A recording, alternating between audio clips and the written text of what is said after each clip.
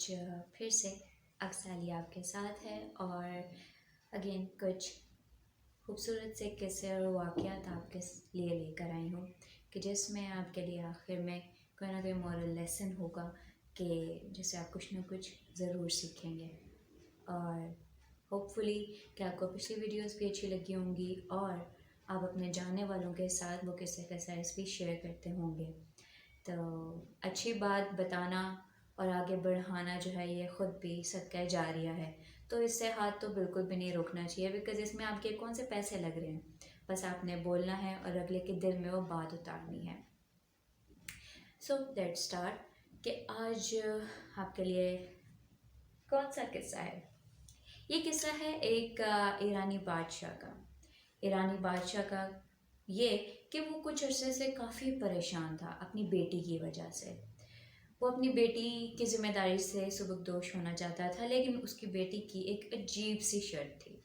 اس کی شرط یہ تھی کہ میں اس شخص سے شادی کروں گی کہ جو میرے 3 سوالوں کا جواب دے گا. تو بادشاہ کافی اس کو سمجھاتا تھا کہ یہ کیا شرط ہوئی بھلا، یہ عجیب و غریب سی. اور وہ سوال وہ اپنے باپ کو بھی نہیں بتاتی تھی کہ آخر وہ سوال کیا ہوں گے.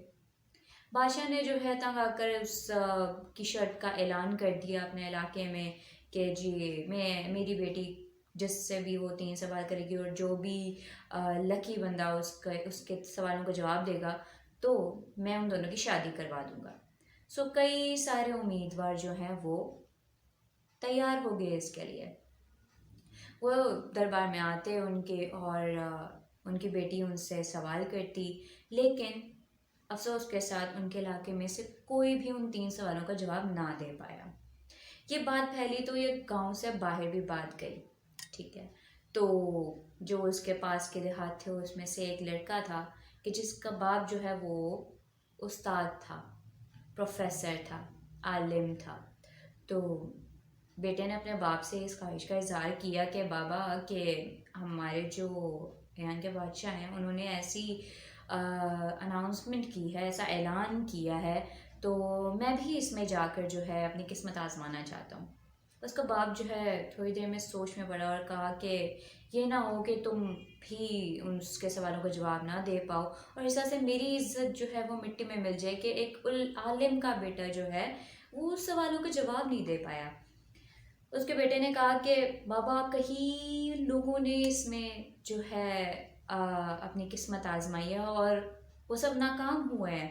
اتنے میں بھی اگر ناکام ہو جاؤں گا تو کوئی بڑی بات نہیں ہوگی، میں کسی گنتی میں نہیں آؤں گا، لیکن ہاں ہو سکتا ہے یہ قسمت میری ہی چمکے.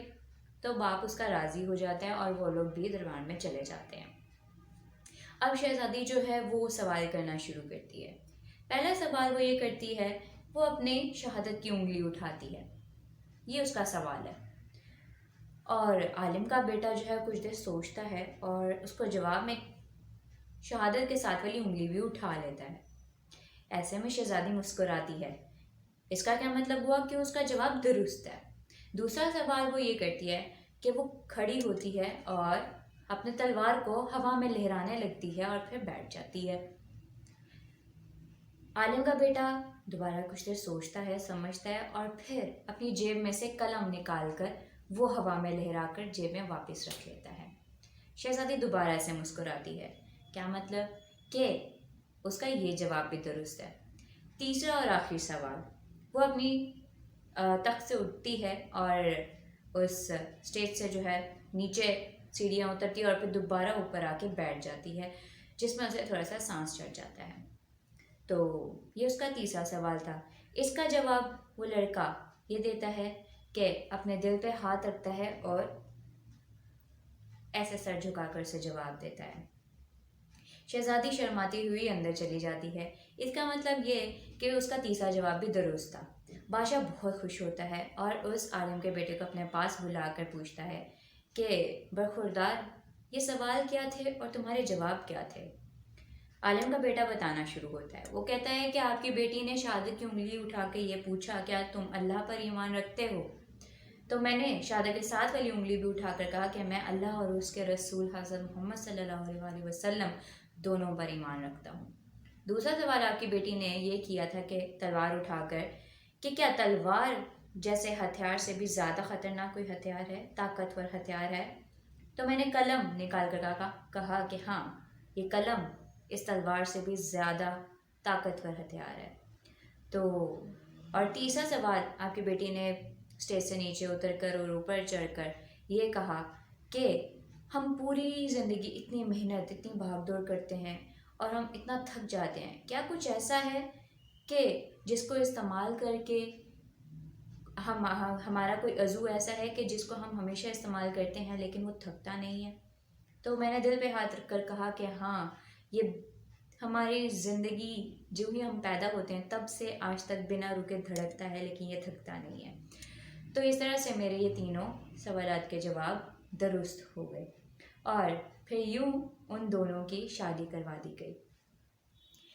اس طرح سے کیا آپ کو سبق ملتا ہے کہ خالی کتابی باتوں میں یا کتابی کیڑا بن جانے سے آپ کے علم میں اضافہ نہیں ہوتا ہے، یہ شعور بھی ہوتا ہے، یا آپ اپنی زندگی کے کچھ ایکسپیرینسز سے، اپنے بڑوں کے ایکسپیرینسز سے سب کچھ سیکھتے ہیں۔ دنیا کو دیکھ کر سبق لینا، آبزرو کر کر سبق لینا، یہ ایک زیادہ بڑی بات ہوتی ہے، ٹھیک ہے، کہ ہر چیز کی ایک ڈیپتھ میں جا کے اس سے سیکھنا اور اس کو سمجھنا اور پھر اپنی زندگی میں امپلیمنٹ کرنا بہت بڑی بات ہوتی ہے۔ ضروری نہیں کہ وہ عالم کا بیٹا تھا تبھی اس کو ان سوالوں کے جواب آتے تھے، لیکن ہاں، شاید اس کا دماغ دوسری طرح سے چلتا تھا یا وہ اس کو دوسری طرح سے استعمال کرتا تھا۔ اب اپنے دماغ کو جتنا بھی استعمال کر لو، آج تک آپ کا شاید 5% ہی یوز ہوا ہو۔ تو اور اس اشرف المخلوقات ہمیں کیوں بنایا گیا کہ ہمارے پاس یہ دماغ اس طرح سے دیا گیا ہے کہ ہم اس کے ذریعے کچھ بھی سیکھ سکتے ہیں۔ اس میں کتنی میموری سٹور ہے، یو کانٹ بلیو اٹ۔ تو یہ ایک ایسی چیز ہے کہ اپنے شعور جو ہے اس کو بڑھانا چاہیے۔